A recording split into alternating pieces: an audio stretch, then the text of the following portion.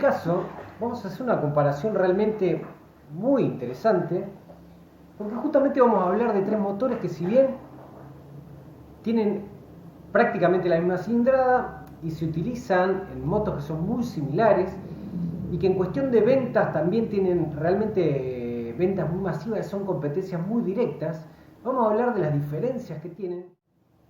Y realmente es algo súper interesante, porque son tres modelos que tienen particularidades diferentes que las hacen únicas y que nos van a permitir explicar algunas cosas que realmente son muy interesantes y que después sirve para entender un montón de cosas. Así que este es un video que realmente es sumamente interesante y que me encanta hacer.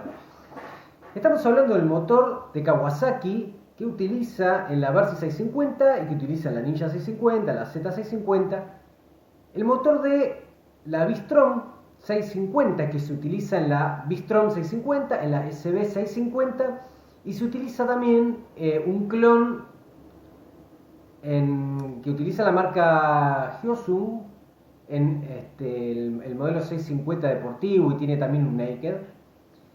Y por otro lado, el motor 700 que utiliza Yamaha para la Tracer y la MT-07, que son, por eso son motores, los motores de 2 cilindros tienen esa gran virtud de ser motores muy utilizables. Entonces lo encontramos en una deportiva de prestaciones moderadas como la Ninja 650, lo encontramos en una naked deportiva como los modelos que habíamos hablado, también lo encontramos en motos multipropósito como son las motos trail.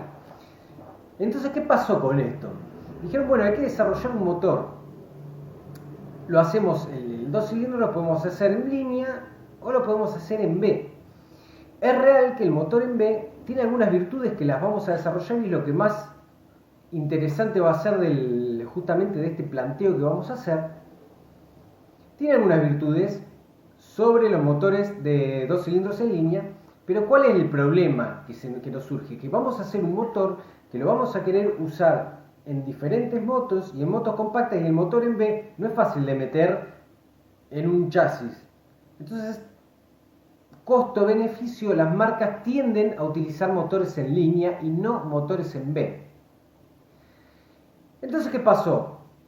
Suzuki prefirió hacer un motor en B y meterlo en la moto de alguna manera, más allá de lo complejo que esto se hace, para obtener los beneficios del motor en B.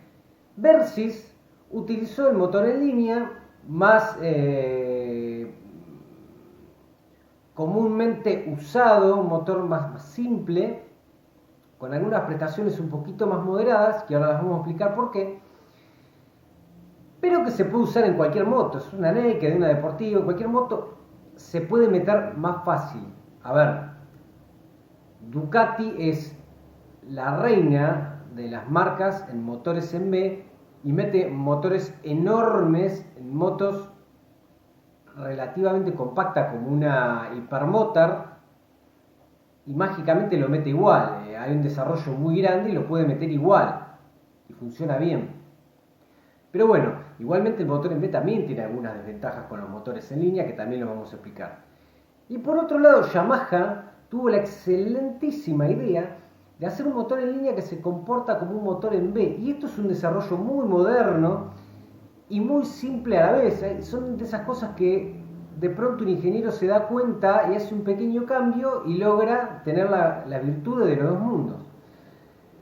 Desarrollaron este motor con el sistema Crossplane, que hace que el motor en línea funcione como el motor en B y que tenga las virtudes del motor en línea y las virtudes del motor en B. Realmente algo tan majestuoso y tan simple como lo que hicieron para lograrlo, que ahora lo vamos a explicar.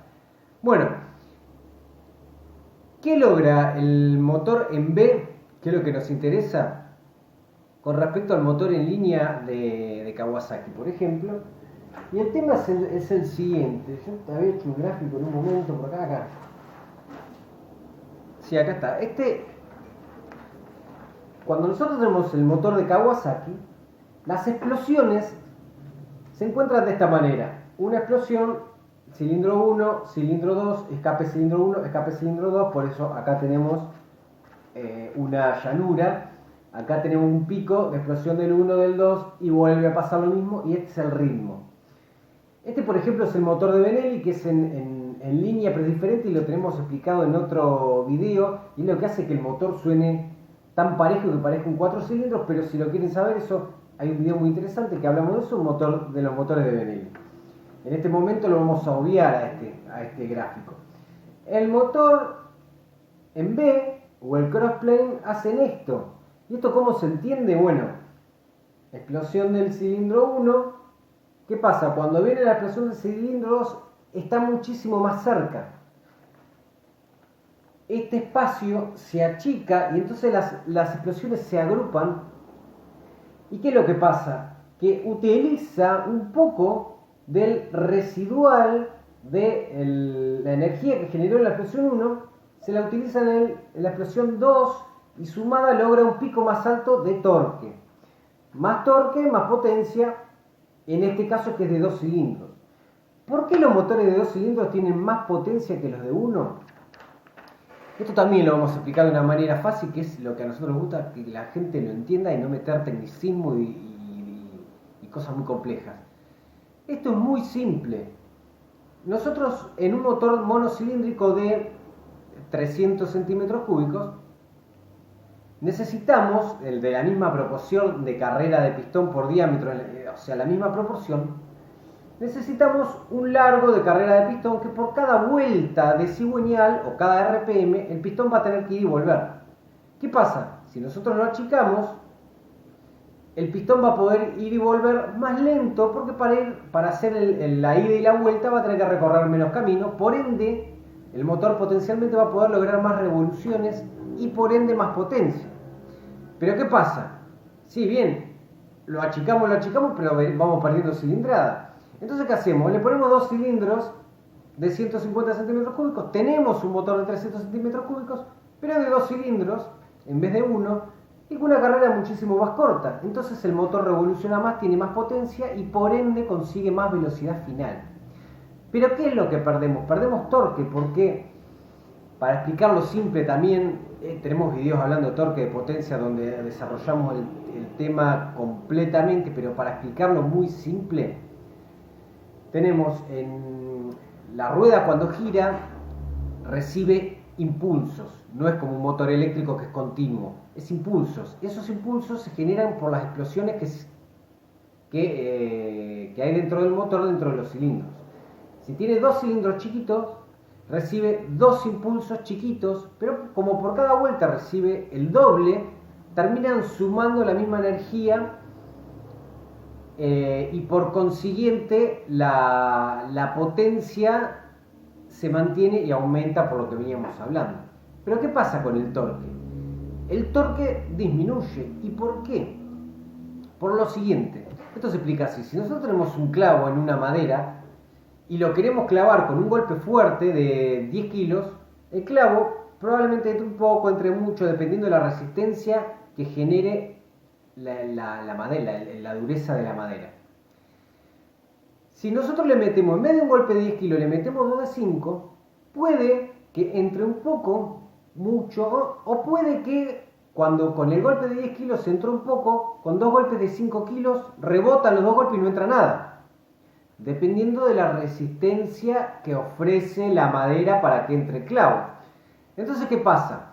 ¿Cuándo necesitamos torque? Si nosotros tenemos un cuatriciclo que pesa mucho, en un médano de arena que genera mucha resistencia, como una madera muy dura, en el caso del clavo, y encima está empinado, si nosotros le damos golpecitos a la rueda, impulsos chiquititos, aunque le demos 1000 millones de impulsos chiquititos, la rueda no va a alcanzar a girar, va a querer rebotarse, el motor se va a parar y no va a girar.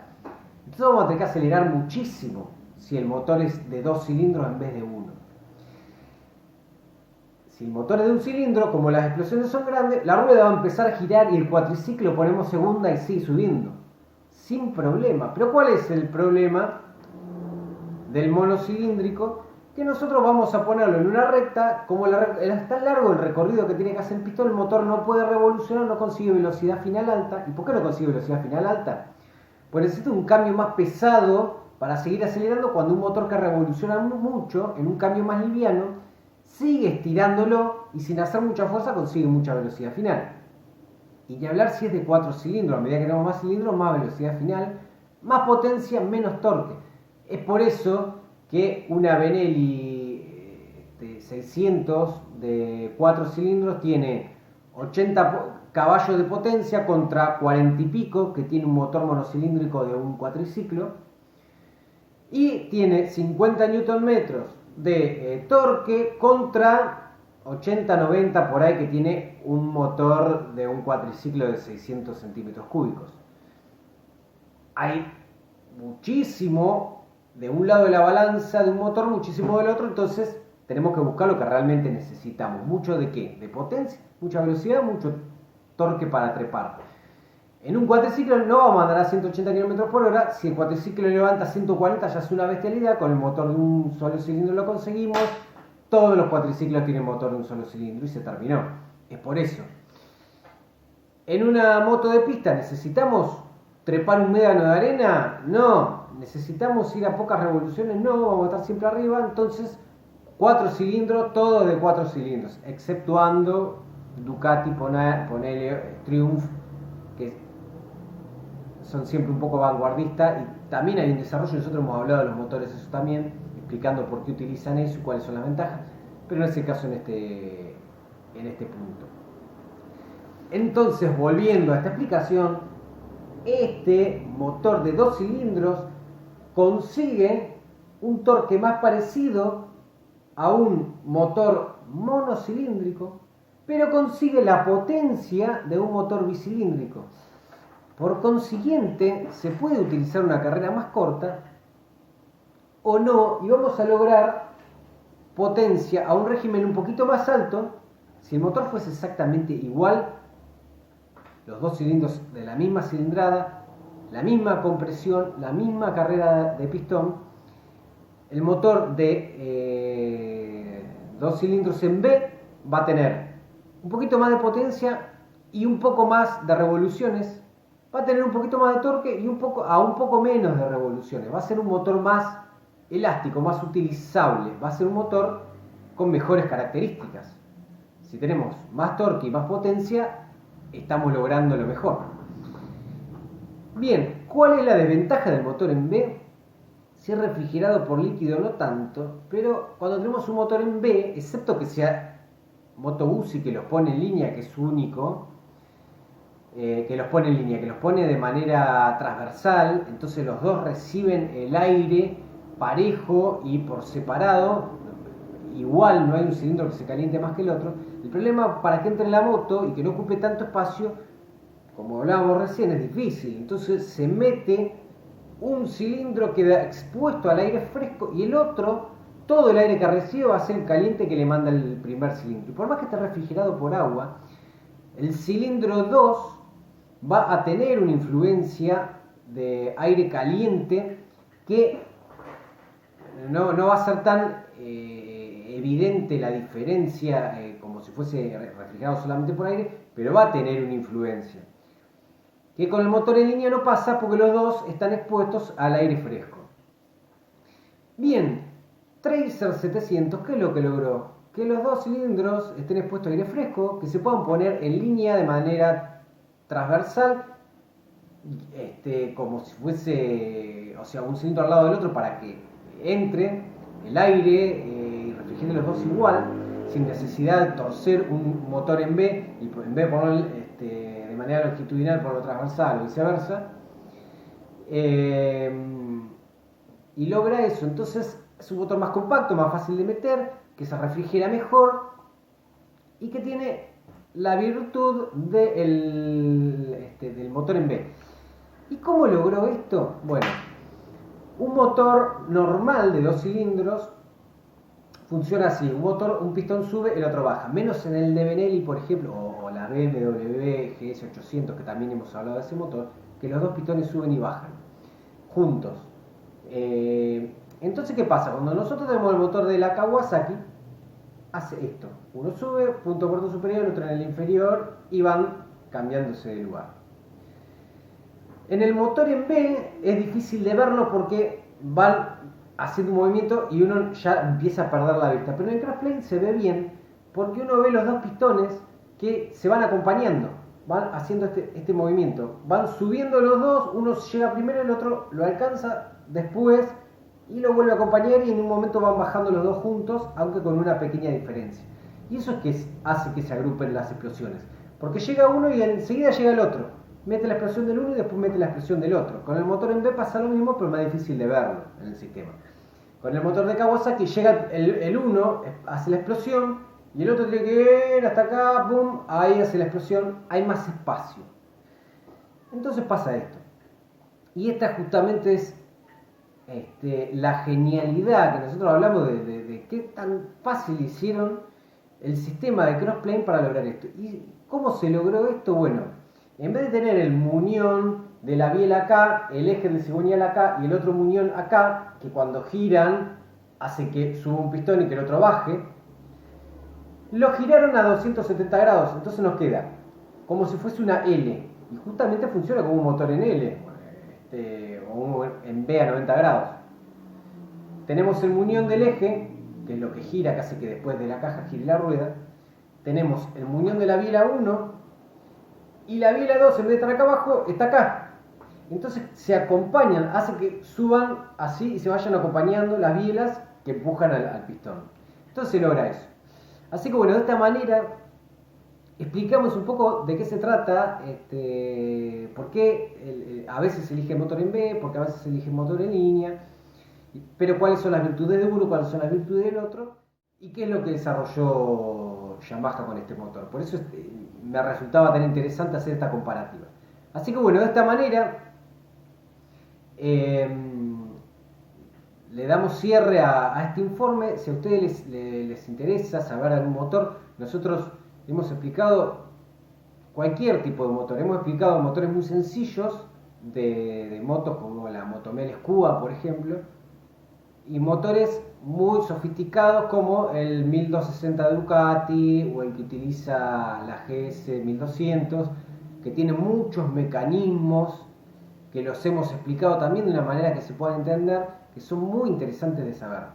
Así que bueno, de esta manera concluimos con este informe y nos vemos en el próximo video.